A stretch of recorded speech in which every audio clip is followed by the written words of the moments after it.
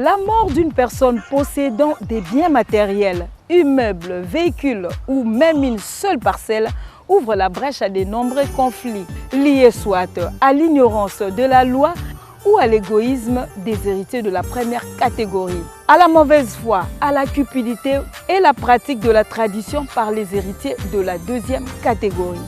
Qui sont les héritiers? Citez les différentes catégories des héritiers.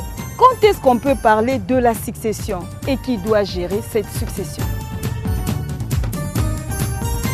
On parle de la succession lorsqu'il y a eu mort d'un des conjoints.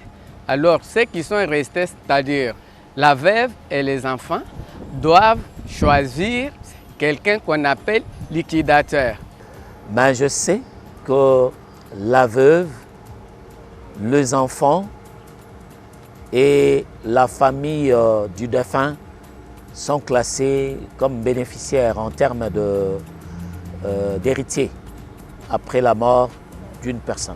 Héritier ezali bana oyo papa tiki soki akufi nde bango bazalaka héritier à part ya papa na bango. Les liquidateurs, c'est celui qui va gérer la succession.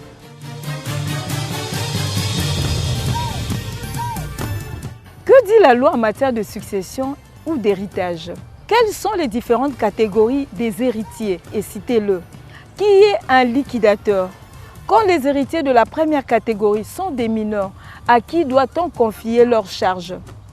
Quand la succession comporte une seule maison, à qui revient-elle? L'expert nous édifie.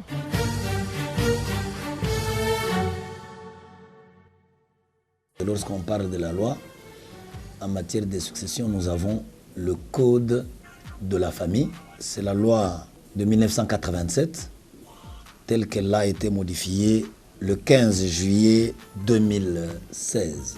Cette loi contient plusieurs livres et le 4e livre est relatif à la succession. Succéder, ça veut dire venir après. Mais dans le domaine qui nous concerne ici, la succession a plusieurs entendements. Les biens de quelqu'un qui est décédé, que l'on doit transmettre aux vivants.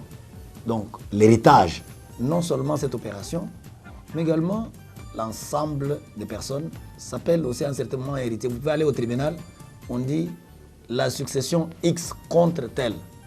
Alors la succession, à ce moment-là, ce ne sont pas les biens, ce n'est pas l'opération de transmission de ces biens-là. La succession, c'est l'ensemble des héritiers. La succession ne peut être ouverte que lorsque le propriétaire du patrimoine meurt. Quand vous êtes vivant, de votre vivant, on ne parle pas de la succession, on parle de libéralité. Selon la loi, lorsque quelqu'un meurt, on se dit, est-ce que la personne qui est décédée a-t-elle décidé de la manière dont on va attribuer ses biens aux vivants? De qui va hériter de ses biens? Si la personne a rédigé le testament, il n'y a pas de problème. Elle peut désigner celui qu'on appelle le liquidateur, celui qui est chargé de gérer, on l'appelle liquidateur. Et là, on parle de la succession testamentaire. Mais les Noirs n'ont pas cette habitude-là. C'est comme ça que chez nous en Afrique, c'est beaucoup plus la succession ab intestate, sans testament. Et lorsqu'il n'y a pas de testament, la loi elle-même règle. La loi prend d'abord la décision de définir qui sont vos héritiers. Vous avez les enfants qui sont nés dans le mariage. Les enfants qui sont nés hors mariage, s'ils sont affiliés du vivant, du défunt, ils sont reconnus du vivant, du défunt. Et les enfants que vous avez adoptés font partie de la première catégorie des héritiers. Lorsque quelqu'un meurt, tout son patrimoine, tous ces biens-là font un ensemble unique. On divise ce patrimoine par 4. Les 3/4 de ces biens, c'est ce qu'on appelle la réserve héréditaire. Les 3/4 sont dévolus ou révolus aux enfants, à la première catégorie ici. Les 3/4 des biens, les enfants doivent se répartir à part égale. En deuxième position vient 1. Le conjoint survivant. Notre code de la famille ne connaît pas la femme, l'épouse ou l'époux. Non. Le code de la famille utilise un terme, le conjoint survivant. Alors, dans la deuxième catégorie des héritiers, il y a 3 groupes. Le premier groupe, c'est le conjoint survivant. Le deuxième groupe, c'est le père et la mère de celui qui est décédé. Le troisième groupe, les frères germains, des frères consanguins ou les frères utérins. Les frères utérins, c'est que vous avez la même mère. Les frères germains, vous avez le même père. Les frères consanguins, vous avez la même mère et le même père. Donc ce sont ces frères et sœurs-là, même s'ils sont à 100, ils sont dans leur troisième groupe.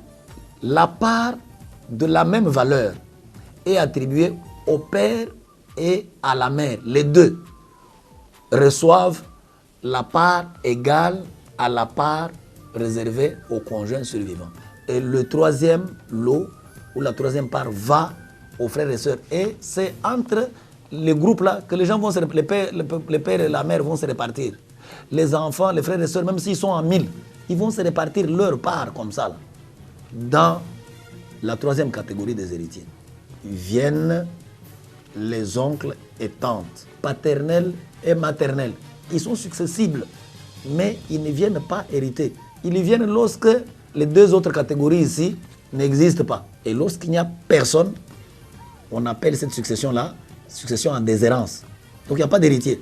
Alors cette succession en déshérence, l'État peut la recueillir. Il y a des règles et des délais bien précisés pour que l'État puisse recueillir cette succession. Lorsque quelqu'un décède, la succession est censée être ouverte. La succession, c'est quand on a liquidé le régime matrimonial, la part qui reste là, qui appartient à celui qui est décédé, c'est ça qu'on appelle la succession. Normalement, on doit désigner un liquidateur. Le liquidateur doit être choisi parmi les héritiers de la première catégorie, donc les enfants. Avant, il était prévu que ce soit les plus âgés des héritiers.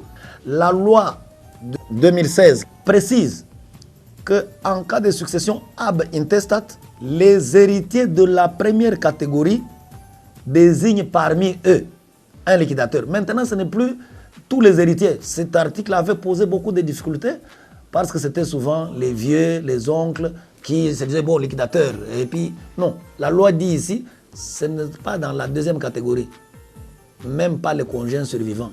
Et c'est quand quelqu'un est décédé, ses enfants sont encore mineurs, aucun n'a 18 ans, alors à ce moment-là, on dit à défaut, les plus âgés des héritiers est chargé de la liquidation des successions. On peut avoir un liquidateur en dehors des enfants lorsque tous les enfants sont encore mineurs. Et c'est pour ça que le législateur a ajouté l'article 811 bis et même 811 ter pour créer une infraction. Et dans ce cas-là, attention, ce n'est plus le tribunal de paix qui est compétent, ce n'est plus le tribunal de grande instance qui est compétent. Lorsque les enfants sont tous mineurs, c'est le tribunal pour enfants qui est compétent, qui désigne pas un liquidateur, mais 2 administrateurs. Et les 2 administrateurs, la loi leur détermine quels sont les actes qu'ils doivent poser. Et l'article 811 ter vient pour ériger en infraction le fait de faire disparaître volontairement ou de se faire attribuer les biens du découyus alors qu'on est administrateur. Le liquidateur peut être testamentaire, donc désigné par le défunt. Il peut être un liquidateur judiciaire. Lorsqu'il y a des contestations, on va aller au tribunal. On commence à dire non, c'est moi, c'est lui. On va au tribunal et le tribunal fixe qui doit être liquidateur ou confirme celui qui a été désigné par la famille.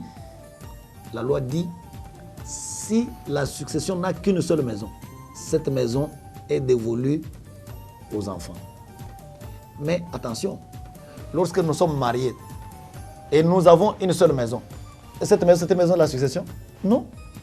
C'est la maison familiale. La maison peut être considérée comme la maison de la succession lorsque nous avons 2 maisons, par exemple. Celle-ci, c'est la vôtre, celle-ci, c'est la mienne. On partage. Mais lorsque nous n'avons qu'une seule maison, cette maison, ce n'est pas la maison de la succession, c'est la maison de la famille. La seule maison qui devient la propriété des héritiers de la première catégorie, c'est la partie de celui qui est vivant. Donc les enfants deviennent copropriétaires avec leur père ou copropriétaires avec leur mère. Ce n'est pas toute la maison. Si on donne toute la maison aux enfants, c'est qu'on a ravi la partie qui revient en nue propriété à l'autre conjoint. là où le bas blesse, c'est quoi? L'homme avait 4 femmes qui ne sont pas reconnues par la loi. Et que chacune de ces femmes avait une maison quelque part. Quand l'homme meurt, ces maisons ne deviennent pas la propriété de ces femmes de l'extérieur là. Ce sont les maisons des messieurs. Alors l'homme n'a pas une seule maison, il a plusieurs maisons. S'il a reconnu tous ses enfants avant, on va réunir tous ces enfants-là. On va réunir toutes ces maisons-là. Et la succession va s'opérer sur toutes les maisons. Il y a des conflits parce que, d'abord, l'ignorance de la loi, de l'égoïsme. Chacun veut, sans travailler, s'approprier des biens des autres. Mais si, normalement, il n'y avait pas cet égoïsme, chacun regarderait la loi. Qu'est-ce que la loi dit? Est-ce qu'il a laissé le testament? Oui. Qu'est-ce qu'il me réserve là-dedans? Je ne prends que ce qu'il me réserve. Et même la succession, lorsque vous êtes héritier, vous n'êtes pas obligé. Il y a un droit d'option. Vous pouvez accepter ou renoncer à la succession. Le code de la famille est clair en matière de succession ou d'héritage. Vous êtes à présent édifié, à chacun de prendre les dispositions pour faire face à ces problèmes. Mais sachez que l'État congolais a institué le bureau de succession pour aider les liquidateurs dans ces fonctions.